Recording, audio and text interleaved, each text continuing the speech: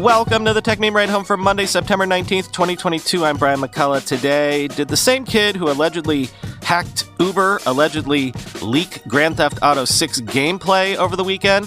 Interpol drops a red ball on Do Kwan. iPhone 14 Pro users report their cameras literally shake when they try to take pictures. Instacart wants to break the tech IPO hex, and the bull and bear case for the Figma acquisition. Here's what you missed today in the world of tech.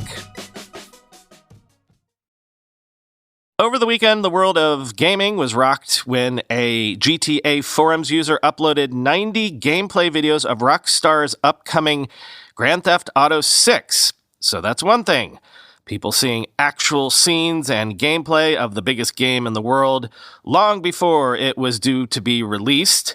There was even actual code visible in some of the videos. But also interesting, maybe, was the user behind the leaks, who claimed to be the same person behind last week's Uber hack and said that they may leak GTA 5 and 6 source code soon. This morning, Rockstar was forced to admit that their systems had been breached by someone, quoting The Verge. PC Gamer reports that a user on the GTA forums has posted a 3-gigabyte file full of 90 videos of Grand Theft Auto 6 footage. It's not exactly clear how the footage was obtained. The massive leak lines up with some earlier reporting on GTA 6 following a female playable character in some clips. Bloomberg reported earlier this year that GTA 6 would include a female protagonist influenced by Bonnie and Clyde. Bloomberg reporter Jason Schreier says he has verified the leak is real through sources at Rockstar Games. The leaked videos are currently being posted to YouTube, Twitter, Reddit, and many gaming forums online. In one video posted to YouTube, a playable female character named Lucia is seen robbing a restaurant and taking hostages. There is plenty of placeholder text showing this is clearly unfinished gameplay, and you can visibly see where the game engine is detecting objects in the scene. It's not clear how old the footage is, but some appears to be running on RTX 3060 Ti and RTX 3080 cards, so the development build can't be any older than 2 years. Other clips show new non-playable character interactions, updated UI and animations, and even Rockstar's own internal debug tool for Grand Theft Auto 6 on PlayStation. While GTA 6 is reportedly at least 2 years away, these leaked clips show early and unfinished development builds and testing of some aspects of the game. It's not the first time a Rockstar game has been leaked heavily. Trusted Reviews was forced to donate more than $1 million to charity and issue an apology in 2018 after the site published details about Red Dead Redemption 2 ahead of that game's launch. We've reached out to Rockstar owner Take-Two to comment on the leak, and we'll update you if we hear back. Take-Two appears to have started filing takedown requests for some GTA 6 footage hosted on YouTube. This video is no longer available due to a copyright claim by Take-Two Interactive, now appears on some videos, but many others remain online, end quote.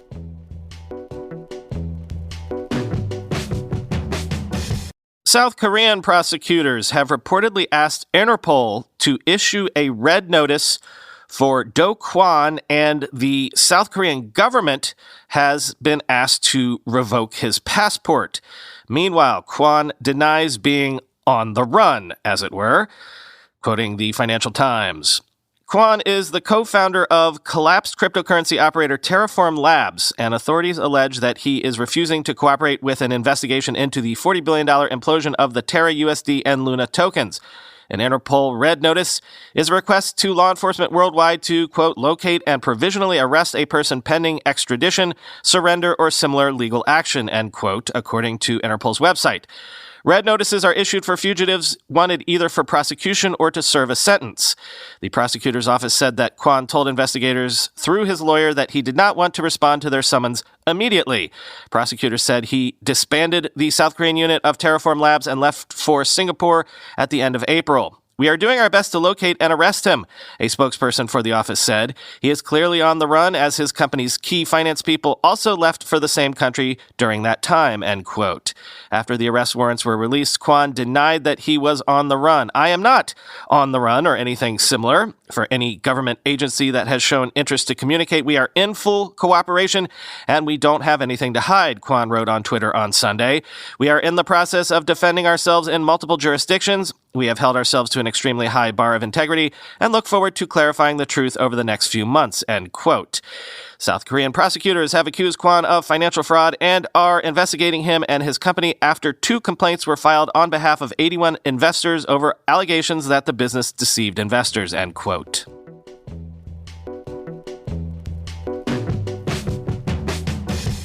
Some iPhone 14 Pro owners are reporting that the camera physically shakes when taking photos or videos in apps which include TikTok, Snapchat, and Instagram.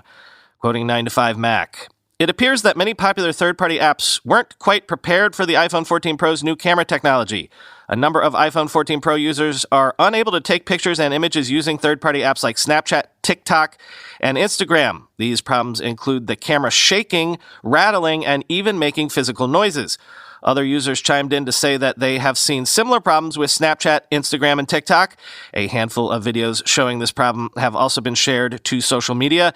In the videos, you can see the iPhone 14 Pro's camera shaking in the third-party apps, while the physical camera module itself is also making a grinding/rattling noise of some sort. As of right now, it appears that this problem is only affecting the iPhone 14 Pro camera when it's used in a third-party app. Most of the complaints on social media say the problem is happening in social media apps like Snapchat, TikTok, and Instagram.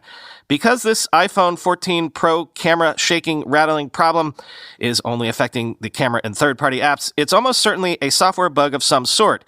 It is likely that these third-party apps weren't prepared for the iPhone 14 Pro camera changes.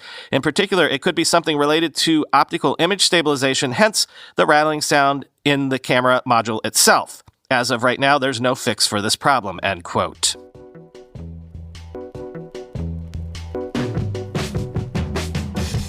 Apparently, many crypto miners are shutting down their rigs and making plans to sell off their GPUs as GPU-based mining for most cryptocurrencies becomes unprofitable after Ethereum's merge. Quoting PC Mag. The merge killed it all off, says one miner named Philip Robb. All my stuff is idling now.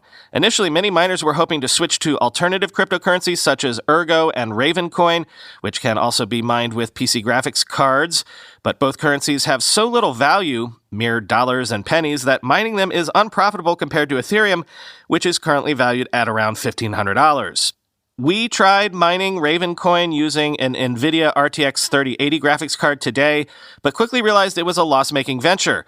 According to the mining software, we'd only make between 13 to 26 cents a day, and that's before paying California's high electricity costs, which would likely result in a net loss.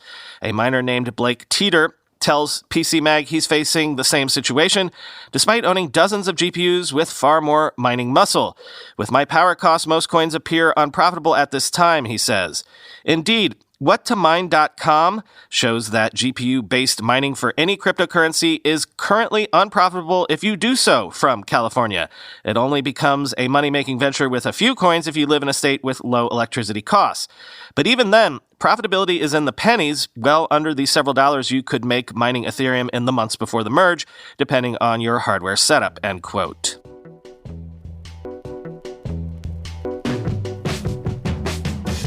This morning, I retweeted a Financial Times article that noted that, quote, Wednesday will mark 238 days without a tech IPO worth more than $50 million, surpassing the previous record set in the aftermath of the 2008 financial crisis and the early 2000s .com crash, end quote. So, as I asked before, who is going to step up into the breach to try to break this streak? It looks like it's going to be Instacart, because they kind of have to, having missed multiple previous windows to give their investors and employees a liquidity event. In fact, according to the Wall Street Journal, Instacart plans to mostly sell employees stock during any forthcoming IPO to help cash staff out, issuing a small number of shares and limiting the amount raised for the company itself. Quote, the move could help Instacart, which was founded in 2012, retain talent by allowing employees more ways to benefit from their shares. Listed shares could also make Instacart more attractive to new employees than startups that have decided to wait for a better market to list. The decision shows the pressure on some of Silicon Valley's oldest startups to go public even as technology stocks slump. Until recently, a large amount of investment available through the private market allowed startups to put off public offerings if they wanted to, delaying payouts to their employees. Companies are putting off listings further as they are worried they won't get a good price in the current market. Instacart is one of the few companies bucking the trend and in the summer was targeting a fourth quarter listing. The IPO market is heading for its worst year in decades, leaving some startups with few options but to spend through their cash reserves while they wait for the stock market to calm. Instacart turned a net profit in the second quarter, which could explain why it is focusing its public listing on the sale of employee shares. Late last year, hundreds of companies were getting ready to list. Then, high inflation, rising interest rates, and Russia's invasion of Ukraine pummeled prices, drying up the appetite for IPOs.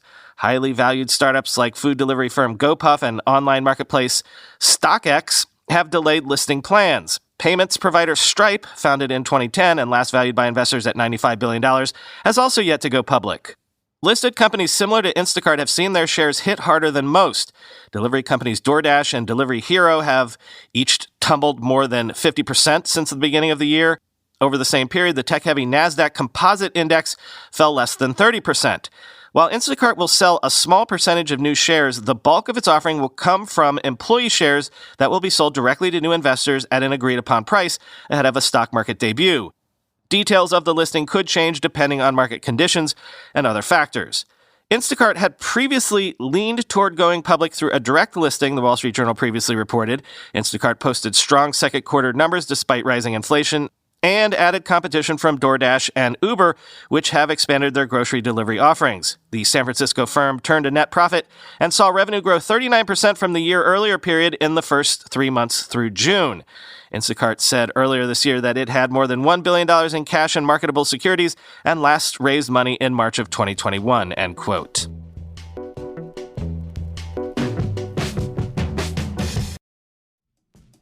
What do you think of when you think of fall? For me, it's a packed schedule of tech events. Luckily, Factor's ready-to-eat meal delivery keeps me fueled up and feeling good no matter how crazy my days and nights get. I don't always become a customer of the sponsors on this show, but my wife and I have become happy Factor customers. They're the meals that she takes into the office for lunch every day, and I love them too. The best heat and eat meals I've ever tried. Factor is the perfect mealtime solution for an on-the-go lifestyle. Their fresh, never-frozen meals are delivered ready to heat and eat in 2 minutes, so I can fuel up fast and get on with my day. Factor now offers more than 30 meals per week and more than 36 add-on options like smoothies, juices, snacks, and more to keep me going no matter what's on the schedule. Factor is cheaper than takeout, seriously. And thanks to their commitment to ingredients with integrity, you can actually feel good about what you're eating every day. When things get extra busy, Factor is flexible. Change up your order every week with plans from 4 to 18 meals per week, or pause or reschedule your deliveries anytime. Head to go.factor75.com/techmeme130 and use code techmeme130 to get $130 off across 6 boxes. That's code techmeme130 at go.factor75.com/techmeme130 for $130 off. This episode of the Techmeme Ride Home is sponsored by Storyblock. Storyblock is the first headless CMS that works for both developers and marketers. By offering all the flexibilities of a headless CMS that you'll love and giving non-technical users a real-time visual editor with a true what you see is what you get experience. And now with Storyblock version 2, everything is new, faster, more intuitive. The visual editor was rewritten from the ground up with a simple goal to do more with less clicks. And one of the key features content teams will love is a new communicating and discussion system. You no longer need to rely on tools like Google Docs to discuss your content or ask for feedback in a Slack thread or have email going back and forth to decide on changes. Developers love Storyblock because they can use it with any front-end framework they prefer. Options are limitless. Create components like teasers, grids, or feature sections that can be reused anywhere as content blocks, no matter if it's a product website, a blog article, a mobile app, or e-commerce website. And no matter what device it's going to end up on, you create the content once in Storyblock and publish it anywhere. Register for the free product demo or test out Storyblock for free by signing up via storyblock.com/ridehome.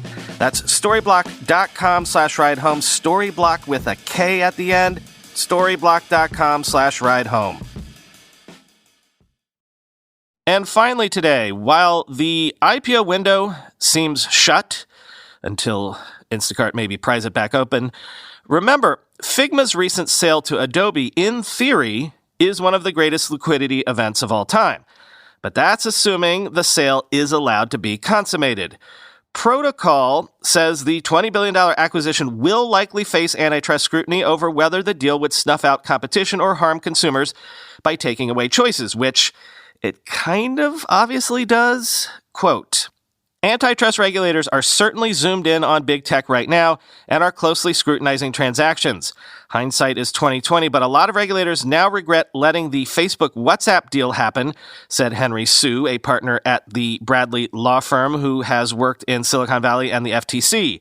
People will be trying not to make the same mistake, he told me. Take the FTC's recent lawsuit against Meta for its acquisition of VR fitness app Within. Meta and Within aren't seen as obvious rivals given that Meta's core Facebook business is all about ads, not VR fitness, yet the government still sued to block the deal in July, saying it was choosing to buy market position to make itself dominant in VR. The distance between Within and Meta is further. There's a lot more predictions you have to do, Sue said. Here, there's no question that Figma is competing with Adobe, end quote. The fact that they are direct competitors is going to worry regulators that this is a killer acquisition, where the acquisition is intended to snuff out the competition, even if it is pledging to keep Figma alive as its own autonomous product.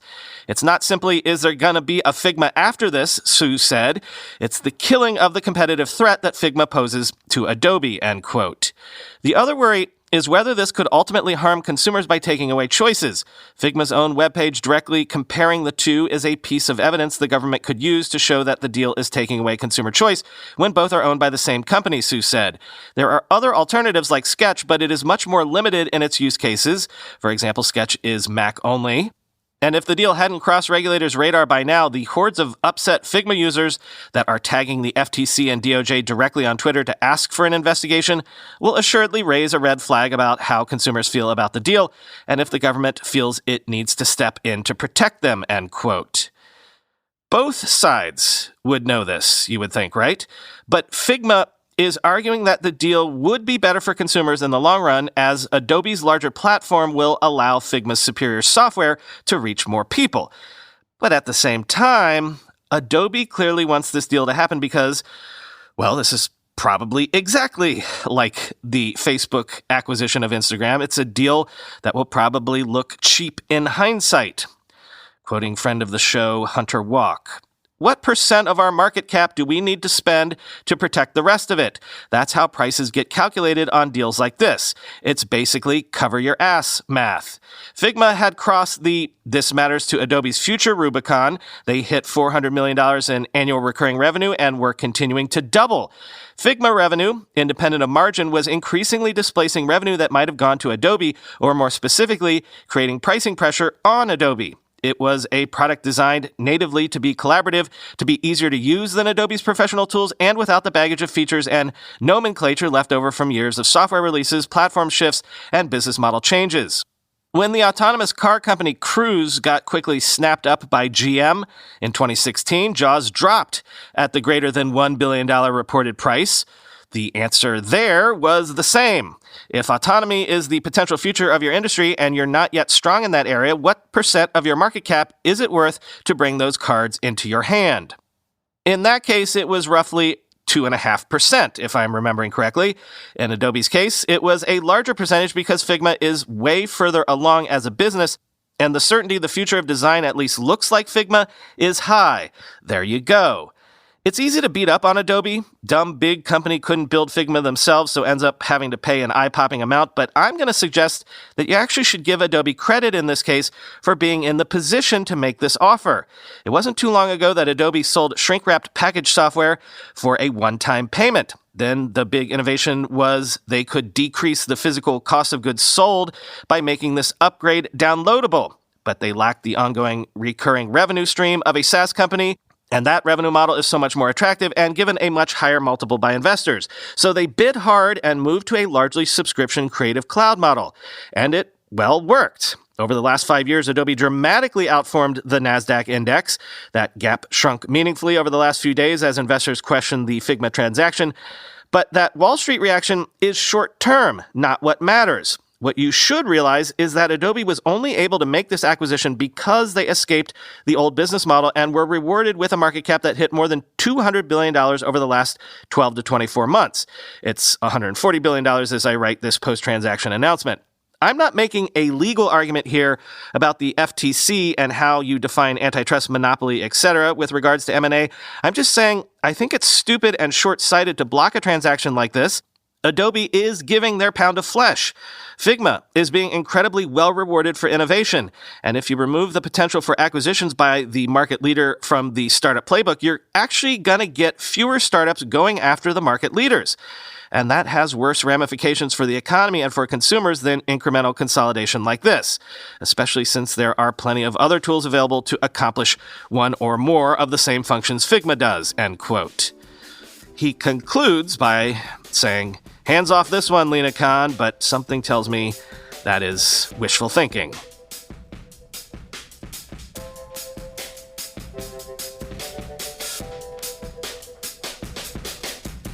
Nothing for you today. Talk to you tomorrow.